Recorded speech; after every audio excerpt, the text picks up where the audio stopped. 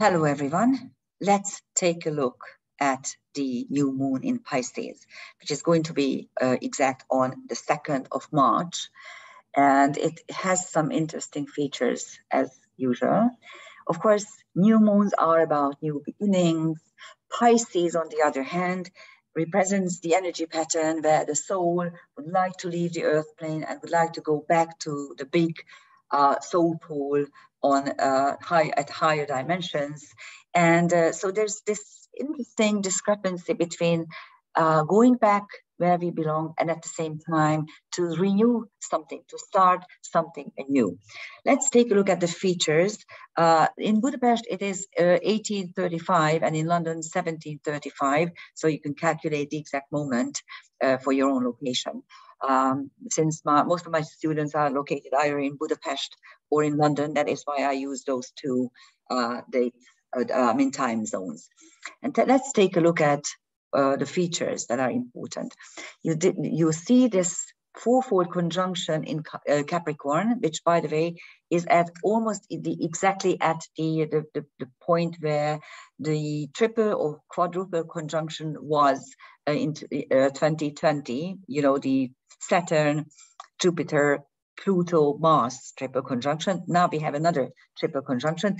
Then we had the start of the pandemic. Now we have a start of the war. We have a joke here in Hungary that Putin should get a Nobel Prize in medicine because he effectively ended the pandemic, quite interestingly.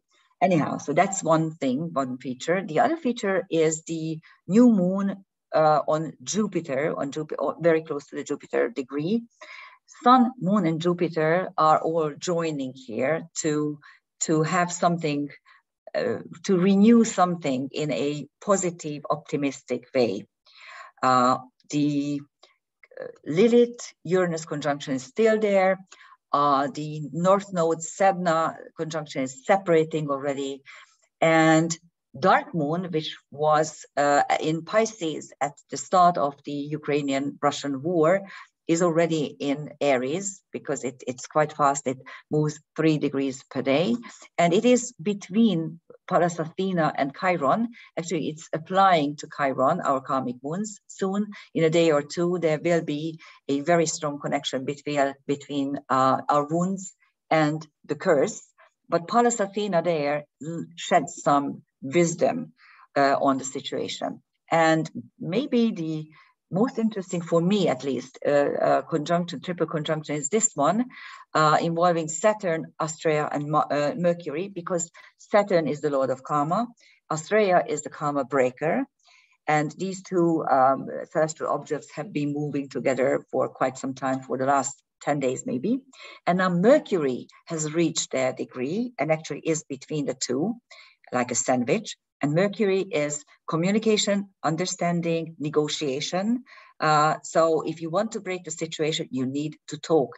And what you see at the same time in the world around, that there's so much bullshit flying around, excuse my language, so much disinformation, misinformation, that we really don't actually know what is always happening. Even the picture they are showing sometimes not what they should be, not they weren't taken there, they were taken 5 years ago. So you really don't know what you should believe.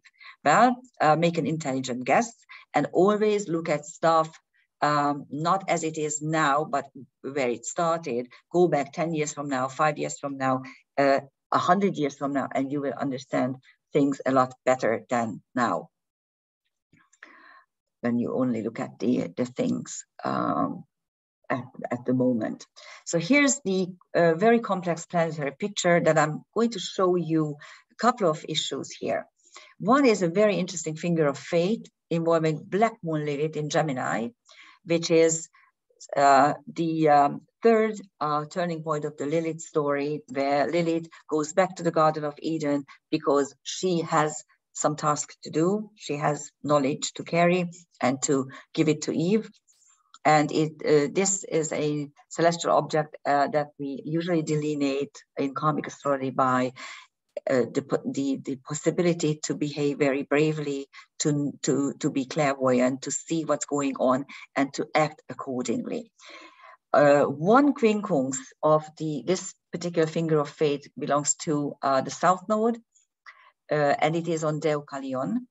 And Deukalion is a star, is a centaur that is linked to survival and fresh start and being the chosen one. And the other quincunx to this point is the triple conjunction, where you have some interesting celestial, transcendental celestial objects. I will look at the stars in a separate way, but let's look at Shiva and Amicus. So Pluto still has Amicus, which is the centaur who is mixing the profane with the sacred. And Shiva, the third of the Trimurti, the destroyer, she has the function of destroy what is old, outdated, and no longer functioning in order to create something new. So that's one finger of fate. The other finger of fate has these 2 points as well, the Black Moon Lilith and the South Node. And the third point where the sextile is closing is Aries, drastically altered outward circumstances. And the reason why this whole configuration is interesting, because we have some very, very strong star placements.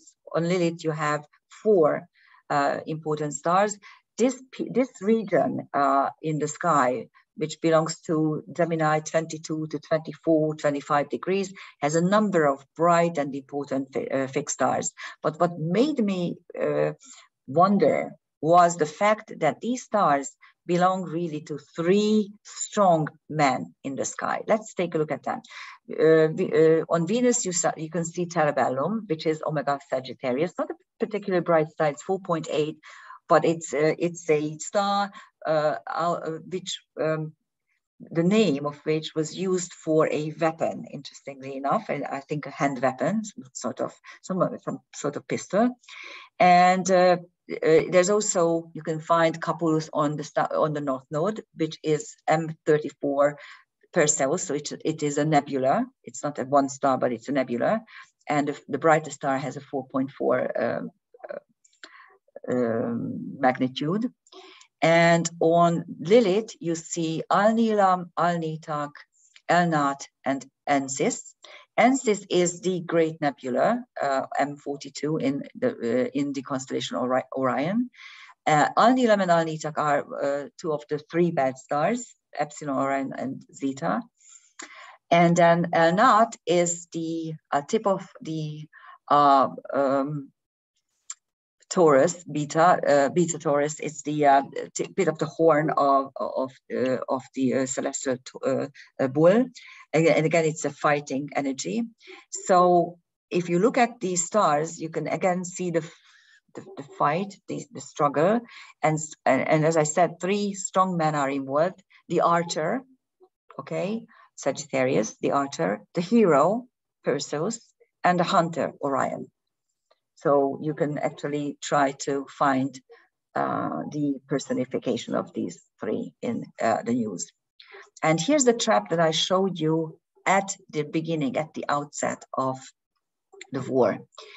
And this trap is also, again, opening. It was open on the day of the that the war broke out, because the sun was at 8 degrees. The moon was far away, still in Aquarius, but and here was the semi-sextile that was not closing because of that, because the Jupiter Chiron distance was less than 30 degrees. So here's the trap, and the trap involves Chiron, our karmic wounds, the Sun-Moon conjunction, the luminaries that are shedding light, Jupiter, which is lending both optimism to the space-time moment, but also enlarges everything. Juno, which is the official vibe, but also the notion of making covenants, treaties, agreements, signing contracts, and so on. And then, of course, the Uranus Lilith conjunction, which is revolt against injustice and big changes. Actually, this is the fixed square is the base of this trap. Okay. Here's the trap when it was closed. 2 days ago, on February 28th to March 1st, the trap was closed because the trapeze was closed. It had a top. And if you look at the news, what was happening, there was all kinds of disinformation. It was really, there were rumors about negotiations and about this and about that. So the stage was set, okay, for us to understand what's going on, but we of course we don't understand what's going on.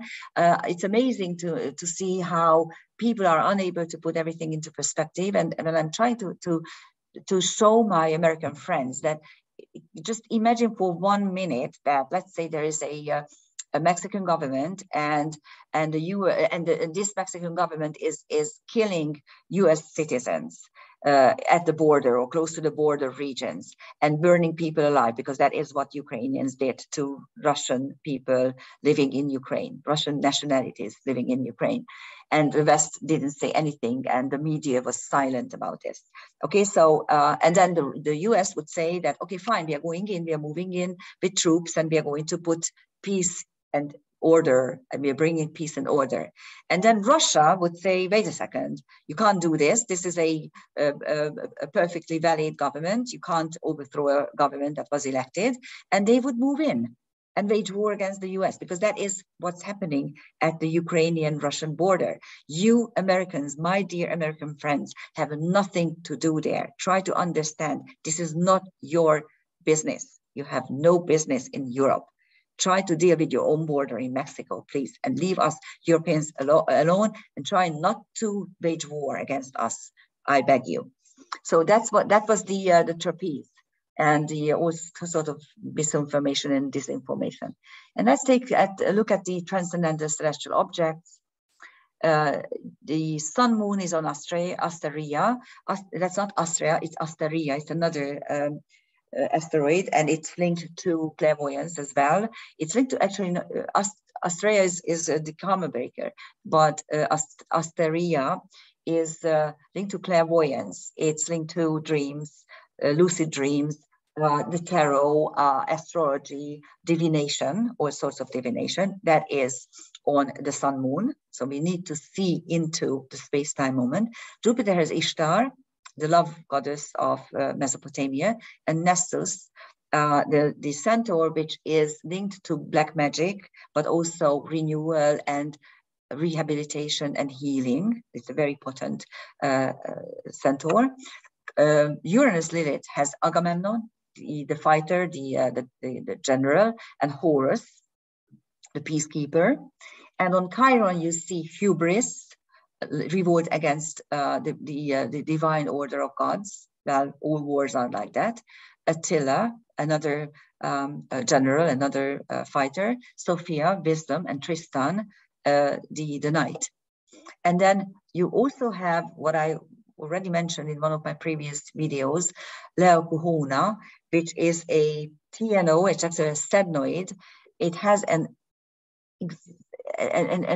very interesting orbital period of 3,800 years. So it's really 37,000 years, and it's a very interesting little object. I'm going to talk about it in a separate video, but let us just say that in this particular event, the Chiron-Leo conjunction occurs only every 37,000 years. Just imagine that. It never occurred before in recent history. It is there now, and I think it is responsible for many transformation energies that are there at our disposal. But first, the things that are bad in our world need to be cleared off, cancelled. And this is what's happening in many ways. But at the same time, the war is very real. People are dying. And in this point, Don't figure out who has the right to do this or that. You as a layman, you as a separate person can only do one thing: have the refugees, have the families who need your contribution, and try to do that. And don't try to labor anyone, because in war there are no good guys. There are no good guys, believe me. And you don't know a lot of stuff which we here in Europe are much more aware of, because these people are coming to our country and they are telling us stories that the press will never let you know. Okay, so let us just say this. I wish you happy new moon. I hope that by the time this video is out, they will reconcile in a certain way. They will have some sort of solution to this terrible thing that is going on. And please don't take sides, because there are no good guys here, believe me. The only good guys are the people who are suffering. Thank you for listening. Bye-bye.